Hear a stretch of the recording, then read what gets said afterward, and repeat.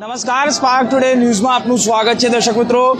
આજે ઇમામ હુસેનની યાદમાં જે તાજિયાનો પર્વ એટલે કે મોહરમનો પર્વ મનાવી રહ્યા છે મુસ્લિમ સમુદાયના લોકો, ત્યારે વડોદરા શહેરમાં ઠેર ઠેર આ તાજિયા વિસર્જન થઈ રહ્યા છે અને ખાસ કરીને વાત કરું ચાર દરવાજા વિસ્તારમાં આજે આ તાજિયાનું વિસર્જન જે વારસિયા વિસ્તારમાં આવેલું જે સરસિયા તળાવ છે ત્યાં થઈ રહ્યું છે। ત્યારે હવે એક બાદ એક માંડવી ખાતે તમામ તાજિયા ठंडा करवा माटे सरसिया तलाव पास जई रहा है। त्यारे मांडवी खाते तमाम आ इमाम हुसैन की याद में मनावतो आ पर्व जे इमाम हुसैन जे सैनिकों साथ प्रकारे आ तमाम ताजिया हवे वडोदरा शहर में विविध ताजियाओ 177 करता कलात्मक ताजिया बेसाड़वामां आव्या हता अने ए ताजिया हवे धीमे धीमे विसर्जन तरफ जई रह्या छे।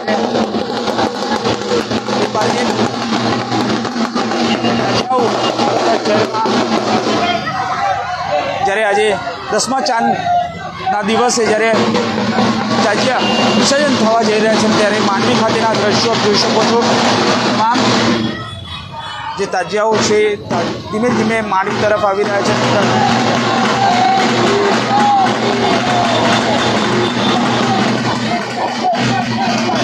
માંડવી ખાતે આ નજારો આપ જોઈ શકો છો। ધીમે ધીમે તમામ જે તાજિયા વિસર્જન થઈ રહ્યા છે અને જે સરસિયા તળાવ તરફ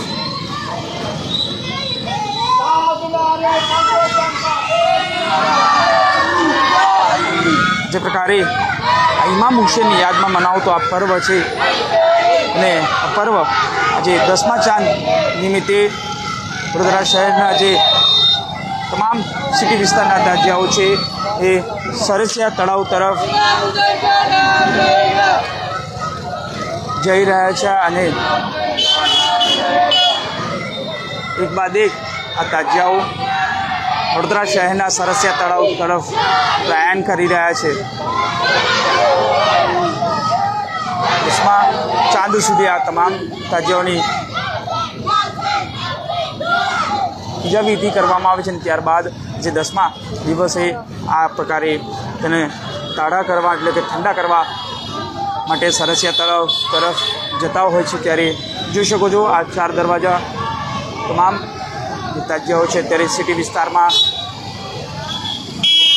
સરસિયા તળાવ તરફ જઈ રહ્યા છે અને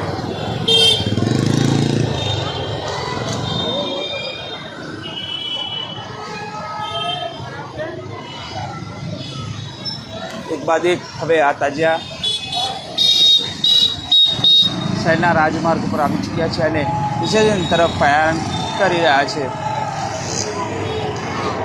ઇમામ હુસેનની યાદમાં મનાવતો આ પર્વ જે શહાદત વરીથી તેને લઈને મુસ્લિમ સમુદાય દ્વારા મુસ્લિમ સંગઠનો દ્વારા આ પર્વ મનાવવામાં આવે છે। તેમની યાદમાં તાજિયાનું પ્રતિકાત્મક તૈયાર કરવામાં આવે છે અને 10મા ચાંદે તેનું આ વિસર્જન કરવામાં આવે છે। જે શહાદત વોરીથી તેને લઈને જ આ તાજિયા તૈયાર કરવામાં આવે છે અને મોહરમનો પર્વ મનાવવામાં આવે છે। ત્યારે જોઈ શકો છો માંડવી ખાતેના દ્રશ્યો આપણે બતાવવા જઈ રહ્યા છે અને તમામ સમુદાયના લોકો સાથે મુસ્લિમ સમુદાય સાથે કોમી એકતાનું સ્વરૂપ એવા હિન્દુ સંગઠનો પણ કેટલાક સંગઠનો આ જોડાય છે અને પર્વ તેઓ પણ મનાવી રહ્યા છે। ત્યારે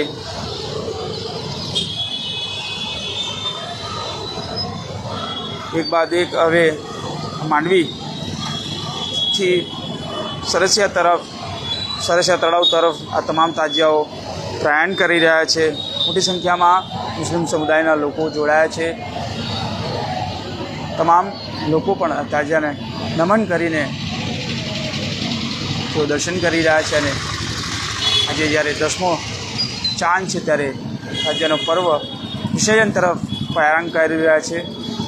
પોલીસ બંદોબસ્તની જો વાત કરીએ તો સવારથી જ જ્યારે આજે દેવઉઠી 11 હતી તેને લઈને વિઠ્ઠલનાથજીનો વરઘોડો પણ હતો, તેથી ચુસ્ત બંદોબસ્ત પોલીસનો ગોઠવી દેવામાં છે. CRPFની ટુકડી પણ અહીં બોલાવવામાં, RFની ટુકડી બોલાવવામાં આવી છે. આ માંડવી ખાતેના સીધા દ્રશ્યો આપ જોઈ શકો છો. ઇમામ હુસેનની યાદમાં જ્યારે આ પર્વ મનાવવામાં આવે છે મુસ્લિમ સંગઠનો દ્વારા, 10મા ચાંદના દિવસે છે તેને વિસર્જન કરવામાં આવી રહ્યા છે.